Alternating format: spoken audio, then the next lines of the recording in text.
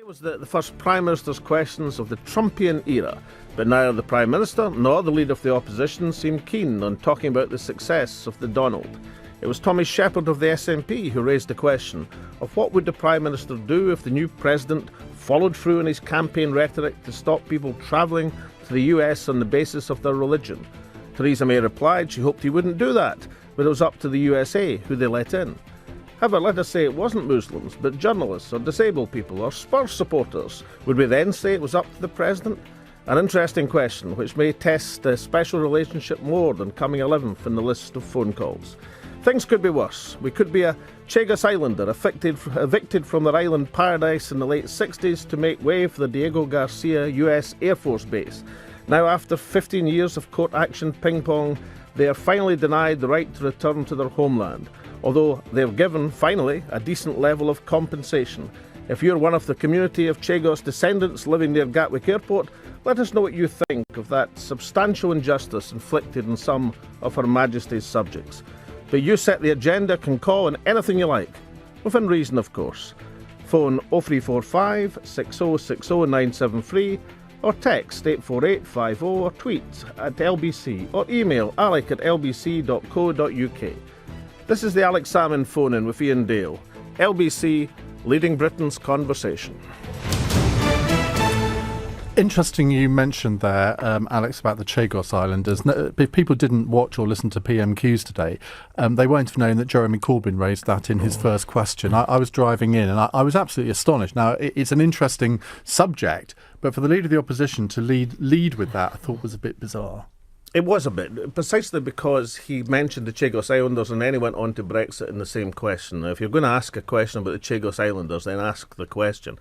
I mean, I was introduced to this topic by the redoubtable Tam Dael way back, who was a champion of the Chagosians. Yeah, indeed. And basically what happened to these people is about 1968, government representatives turned up in Diego Garcia and said, does everybody want to go on a shopping trip to Mauritius, which is about 2,000 kilometres away in the Indian Ocean? So they all said, yes, we'd like to do that. They got taken on the shopping trip. Then when they queued up at the pier in Mauritius to go back home, they were told the boat was away.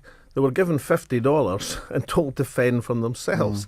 So they went from an island paradise where there was full employment on plantations to Mauritius, which had about 20% unemployment, which was a difficult urban environment for them to survive in.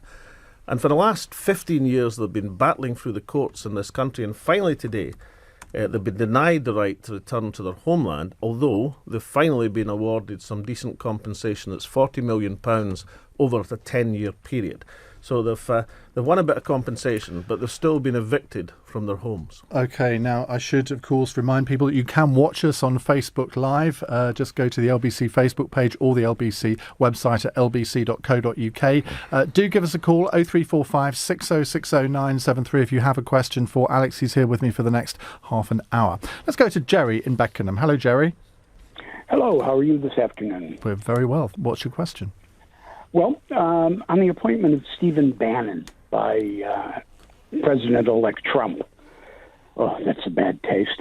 I'm wondering how Great Britain is going to react to this horribly anti-Semitic, anti-everything, including the disabled, which I happen to be one of, man. Who are you talking about, Steve Bannon or Donald Trump? Well, let's talk about Steve Bannon. There's enough banter about Trump. All right. Alex, how worried are you by his appointment? Well, I'm with Jerry here. I mean, Steve Bannon's of the Breitbart network. Controversial, as Jerry said, for a whole range of assaults on a whole variety of people. Now, it was said by some folk, well, wait a minute, once Trump gets in, he'll appoint around him experienced people who'll moderate his campaign views and everything will be all right. Thus far, and it's still early days, of course, we've had Stephen Bannon. There's been various suggestions of other total fruitcakes, and most of the family. Now, it should be said, and Jerry will know, that this guy has been appointed as the chief strategist.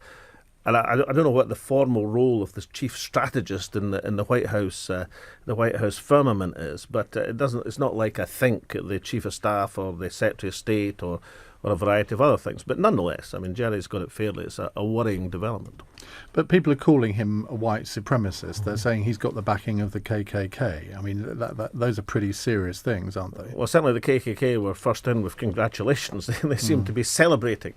They're dancing in their white coats in the KKK at these appointments. But what do you make of the fact that he's appointed Reince Priebus as his chief of staff, who is mainstream Republican? A lot of people are saying that Donald Trump likes to appoint people who are going to conflict with each other, because then he gets both sides of an argument and then he can make the decision. These two apparently do not get on.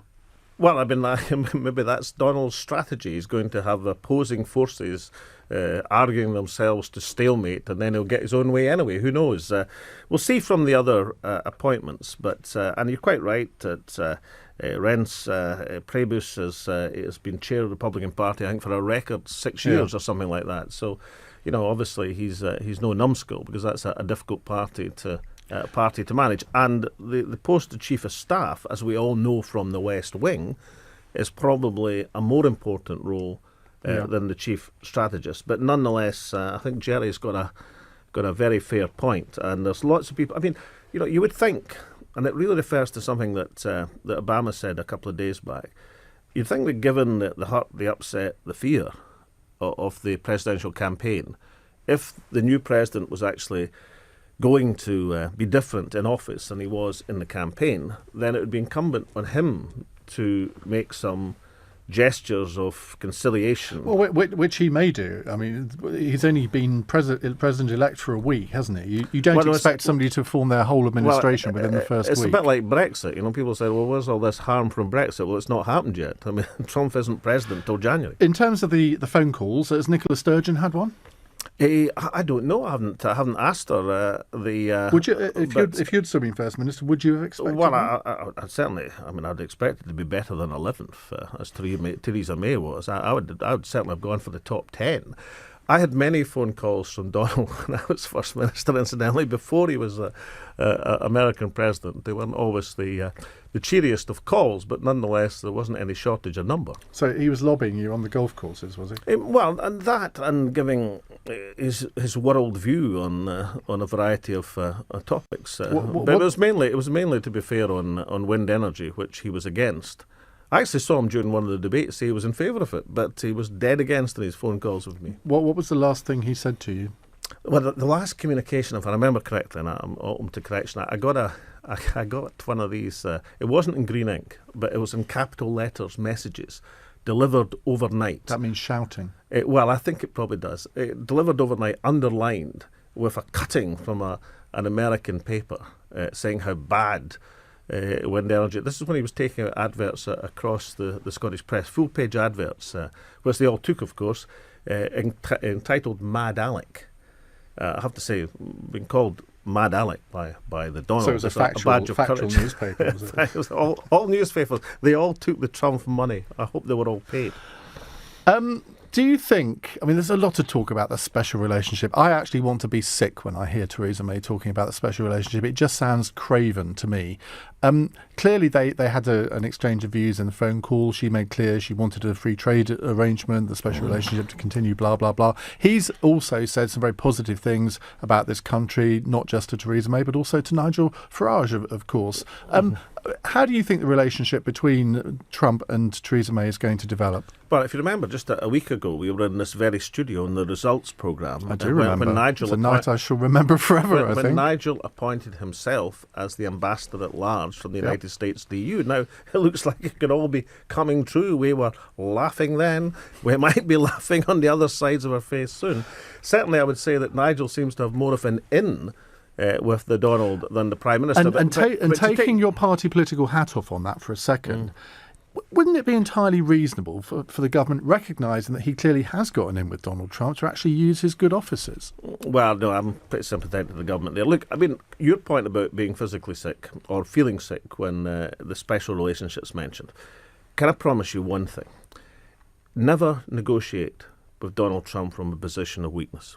And the idea that, the UK getting out of the single market, trying desperately to establish trade deals with so-and-so and so-and-so, is going to get a good deal in a negotiation with Donald Trump is for the birds. It won't be at the front of the queue or at the back of the queue. There won't be a queue. Donald Trump approaches every negotiation, as was said in his book, in terms of dominating the landscape. And if he dominates the landscape in a trade deal with the UK, the very last thing the special relationship is going to do is get you a good deal. Well, who would he want to do trade deals with if it isn't us? Well, he's going to... I mean, the point about Donald Trump is he's a protectionist, if you believe the rhetoric of the campaign. Now, one thing, I mean, there's few things in life, economics, that are absolutely certain, but one thing is certain. If the world moves into a protectionist era, we're all going to be poorer. Not just folk in the Midwest, folk in America, folk here, folk in Europe, everybody will be poorer. We know that for an absolute fact. So the problem with Donald Trump and trade deals, if the only trade deals he's going to do are ones which are balanced towards the United States, the likelihood is there won't be any. We'll move to a protectionist area and we'll all end up going to the dogs. Well, so that's a cheery way to go to our next call. But let me just remind you, you can watch us on Facebook Live, on the LBC Facebook page and at lbc.co.uk. 0345 6060 973 is the number to call if you'd like to put a question to Alex Salmond. Anything you like. Alistair is in Dumbarton. Hello, Alistair. Hiya, how you doing? Hi, not too bad. What would you like to say? Hiya. I was just going to ask that during the Brexit campaign, the American election, there was a lot of hate speeches towards migrants and Muslims and refugees. And I was wondering if Alex feels as if he might have missed a trick with the Scottish referendum and not doing the same. What do you think? You think, Alistair, that my fault was I was far too moderate during the referendum? I should have employed some of the Farage or the Trumpian rhetoric. Well, I mean, look, I think the answer is no. You're right about the hate speech. I mean, we know that there was a 42% rise in racial incidents of various kinds following the Brexit referendum in England. We know that there's been reports, although there's no absolute statistics yet, of a rise in hate speech and actions in the United States following a divisive presidential campaign. None of that happened after the referendum in Scotland, and I'm glad it didn't happen. And I actually think we should be glad in Scotland that we've got an anti-establishment force, which is what the SNP have been over the last few years, which has risen to the top in politics and done that in a progressive manner. Doesn't mean the SNP is perfect, but I'd rather have anti-establishment forces being expressed in a progressive way than in the way we've seen in the Brexit campaign and in the United States. We were talking about this on the programme yesterday and asking whether, in the light of the conduct of this campaign, on both sides actually, especially Donald Trump's side, but the Democrats weren't averse to a bit of it either. He won by being nasty and vicious. He won by running a very negative campaign. Do you not think that there are going to be lots of campaign strategists all over the world now who are going to think, well, maybe that's the way we have to go? We've seen it in this country. We saw it on the Zach Goldsmith campaign to an extent. We've seen it in other campaigns. But in future, do you fear that it's going to get worse? But the Zach Goldsmith campaign didn't work. No. Which is, a virtue to the good sense of the people of London. But it did for Trump. But it did for Trump, and of course next up is basically the French election, and Le Pen, who is no doubt been looking very closely. And it may be that, I mean, my view is, negative campaigns, and perhaps the Brexit campaign is an example of this, that the fault lay not just in the Brexit campaign, but in the Remain campaign, as we discussed many times, which was running on negatives as well. And if you have two negatives in a campaign, then you can be absolutely certain that the biggest negative will win. Mm-hmm. Because, although George Osborne... Have you ever vetoed any of your advisors who wanted to go negative? Yes, actually. I don't know. I got convinced around about 2006 when I thought about the SNP's progression as an opposition party to become a more substantial opposition party, but still in opposition, that the way for the SNP to make the transition into government was to change our approach to the way we articulated, to be less jumping up and down with grievances, far more saying, look, this is what we're going to try and do, and to try and shift the basis of SNP politics. And I've got to say it worked incredibly well for the SNP, and it was a much more... That doesn't mean every campaign is all positive and there are no negatives, but you can always tell the balance of a campaign. One thing I think quite interesting about the French election coming up... Well, we've got a question on that, so hold fire on that for a second. Mark's in Islington. Mark, what's your question, please? Yeah, hi. Hello, Alex. Hello, Mark. On you go. Yeah, my question is, if Merkel gets voted out next year and Le Pen gets voted in France, is Nicola Sturgeon still going to pursue to stay in the European Union? Well, I think the answer to that would be yes. I mean, the ideas don't depend on results in other elections, but you're right to raise the issue. But there's a very exact thing happening with Nicola Sturgeon just now, which has been more articulated this week, and that she's set out very clearly the parameters that she is trying to establish. That's Scotland within the single marketplace, fair rights for all European citizens in Scotland, and rights for Scottish workers, employment protection, etc. And that, of course, the single market, she's not saying as part of the UK negotiations Scotland has to stay in the European Union. She's saying the red line, the line around which she's not prepared to go, is to be within the single marketplace. Now that's a really interesting, not shift in direction, but it's a pragmatic statement of what might be possible. But it isn't possible, is it? Because she hasn't got the power to enforce that. Well, you say that, Ian, but let's just say for instance, not beyond the bounds of possibility. The Supreme Court, which has just ruled today against the Chagos Islanders effectively, although giving them a lot of money. Let's say the Supreme Court decides to pursue the English High Court decision about this becoming a bill in Parliament. That seems very likely.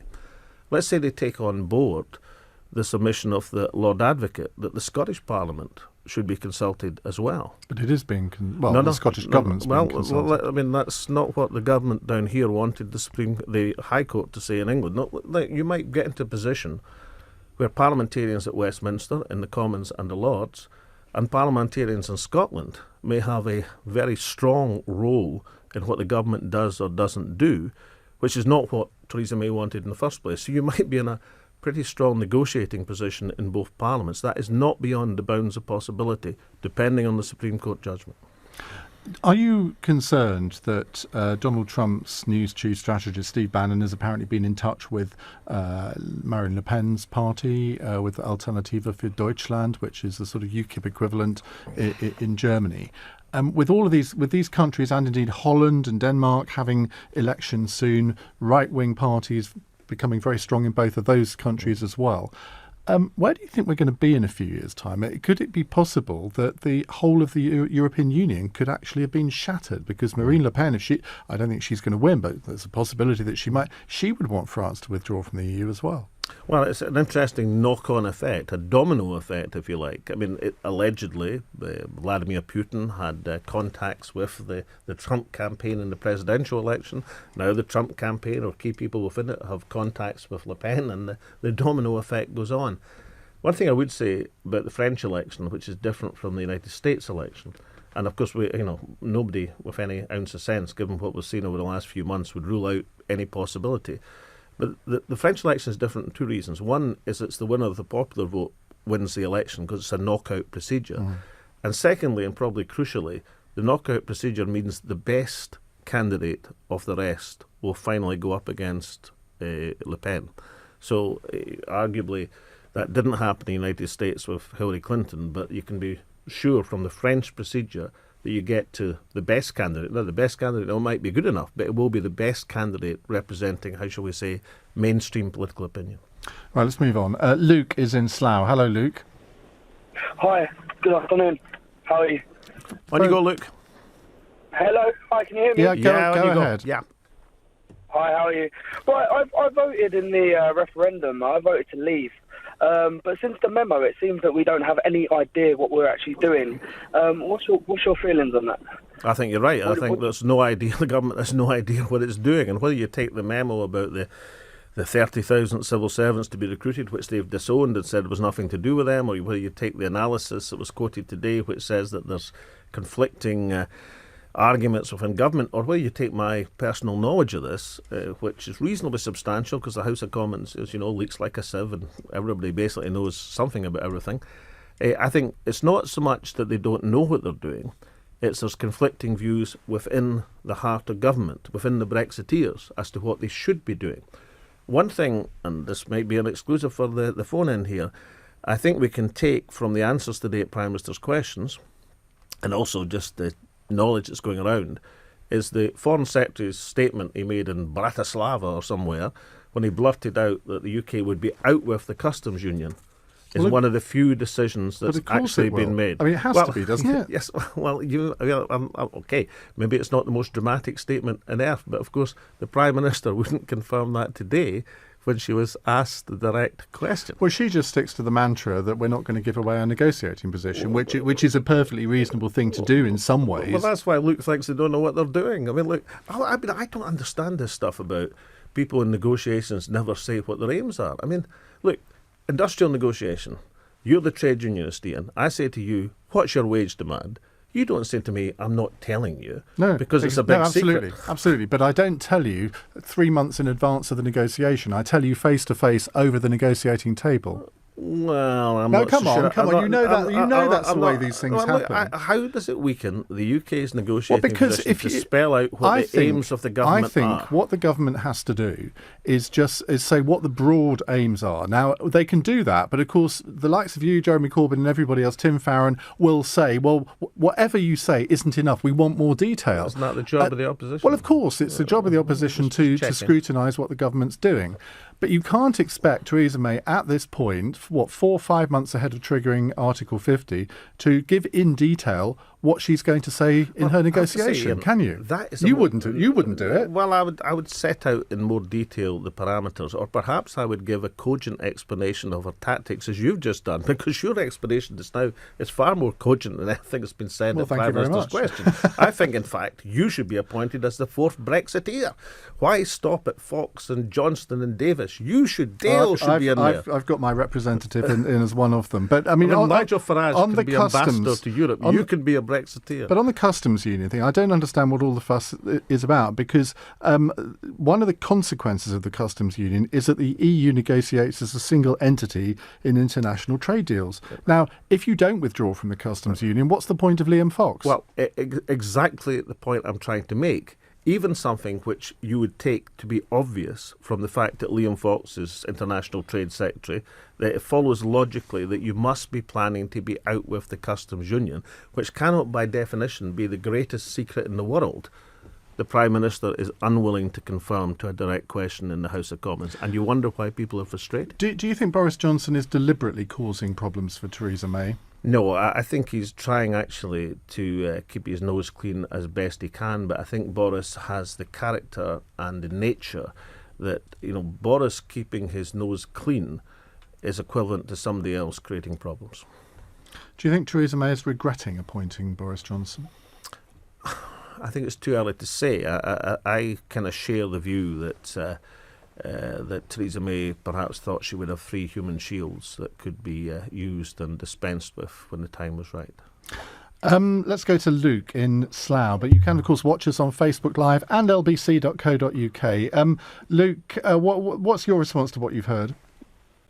I'm a little bit upset, really, to be honest with you, because as an uneducated person, I'm nowhere near as educated as you guys, and I openly admit that.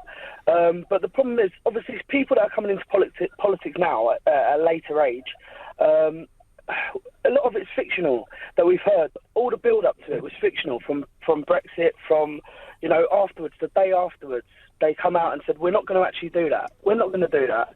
And I felt like I voted for something that doesn't now exist. And I think that's quite upsetting, to be honest. You've got what's called Brexiteers regret, Luke, and I dare say you're not the only one. There's quite a few Remainers regret as well. Well, there might well be. I suspect that Luke will be more, and there'll be more of Luke's than there will be of other folk, I would think. On you go, Luke. To be completely honest with you, you look across the whole of the world at the moment. You look at the Trump affairs. You look at the Brexit. I think the politicians of today need to be more factual than fictional. Because when it's coming to the actual the crunch, everything's turned around, and we're not going to do that now. I believe that there needs to be something brought in. You can't lie. You've got to say what you're going to do. You can have a truthometer, Luke. They could have as politicians are speaking, they could be registered in the truth. Incidentally, I love what was it? Fictional. Yeah, you've created a new word there, Luke. I don't know if you realised it. Factual and fictional. Fictual's a great word. It's a great word. It almost sounds like a swear word, which is why we like it. It might be this year's word of the year. Fictual. Well done, Luke. Congratulations. Right. Let's take a text here from Mike in Ongar. He says, John McDonnell says he won't block attempts to put the single market on the table. Does this scupper your idea of an alliance with Labour? Well, of course, other people, Keir Starmer, for example, has been saying something entirely different. I mean, that's not unusual. Not just the Tories. Yes, I know. But I think it's still early days. I mean, I would hope that as this process gets into the Commons, which I think that's inevitable now. I think there's any way the Supreme Court is going to overturn the High Court on the arguments we've heard. No, I agree with you. There's going to be a lot of talking, negotiation, cross-party alliances. It's certainly not going to be plain sailing for the government, and there's going to be a lot of opportunities for people to get their view across. If the government introduces a 3-line bill, which is what we understand they're going to do if they lose a Supreme Court decision, they introduce a 3-line bill which is almost unamendable. Labour have said that they won't block that bill. I'll tell you something. I've never seen a bill that's unamendable. Well, I wondered the logic of that. I'd have thought 600 amendments to a 3-line bill is possible. But are the SNP's 56 MPs going to vote en bloc against whatever bill the government bring in, or are you going to try and block the triggering of Article 50? No, the SNP MPs will put forward what the First Minister has articulated in terms of Scotland's red lines. If the government accommodates these within the bill, then we could we could end up supporting it. If the government doesn't accommodate these within the bill, then we'll seek to amend it, and we'll seek to make that process as uncomfortable for the government as possible. But if you can't get your amendments passed, and you've only got 56 MPs out of 650, so it's highly unlikely that you will get these amendments passed, would you still seek to block the triggering of Article 50? Well, the two things, I mean, if the government does not respond to Scotland's wishes, and the Scottish Parliament, of course, passed the single market resolution just yesterday, the Scottish Parliament did, then of course that we wouldn't be supporting the government. But it's early days, Iain. When you say, for example, we don't have a majority, to get a bill through, you need a guillotine. It doesn't matter what bill it is. I've known many people in the House of Commons who say they're in support of a bill but vote against a guillotine because they want to see proper debate and discussion. But and of course, in effect, that's a delaying tactic. And the Prime Minister has promised to do it by the end of March. And what you and some Labour MPs seem to be threatening to do is to delay the process so she won't be able to do that. No. What I'm saying we will do is seek to present Scotland's interests, given the instruction we've had from the Scottish people. Of course you will. That's your role. Yeah, absolutely. I mean, I don't deny that. But at the end of that, you are going to have to decide whether you're going to go against the will of the UK people. And I know what the votes were in Scotland. You're going to have to decide whether you're going to try and scupper the whole thing. You can be certain that the SNP will represent the wishes of the Scottish people. But can I just say you're being far too pessimistic. Why don't we assume that Theresa May says something like, well, of course, the UK voted by majority for Brexit, that's what we're doing, but we've got to accept that there were different views in the nations of the UK. Is there a way to accommodate the wishes of Scotland within our negotiating position? But you and I both know that there aren't, because it's a UK-wide negotiation. Sorry, I disagree with you. I think the UK position could accommodate Scotland's wishes. Have you been talking to Labour MPs to see how much support there is among them for your position? If I've been talking to Labour MPs, yes. And they've been... Well, I go in the public words of their spokesperson who says that there should be... there could be a special case for Scotland in some of these areas. And do you think there will be a significant number of Labour MPs who vote against their leadership? Because it's quite clear that John McDonnell and Jeremy Corbyn are quite happy to go along with Article 50. I think that depends entirely on the parliamentary tactics the leadership take. But certainly if there's no adjustment to people's views, that there's a danger of a split in the Labour Party. But you think there will be some Labour MPs that vote with you? I think there will, yes. Okay. And I think, not vote with me, you say, but, vote as the Scottish people Well, wish. I mean, vote with the SNP. I mean, how many do you think? Anywhere near sort of a third, half? Let's see how the bill is presented. And remember, of course, what happens in the Commons is only one half. And then it goes into the Lords, and the Lords will look at what happened in the Commons to take their instructions. Oh, the Lords is going to be very interesting, isn't it? Well, I always said abolish it. Now, if Theresa May had just followed my advice... Well, of course, you don't have any Lords, do you, in the SNP? Anyway, that's a story for another day. We'll see you next week. Alex, thank you very much indeed. This is LBC.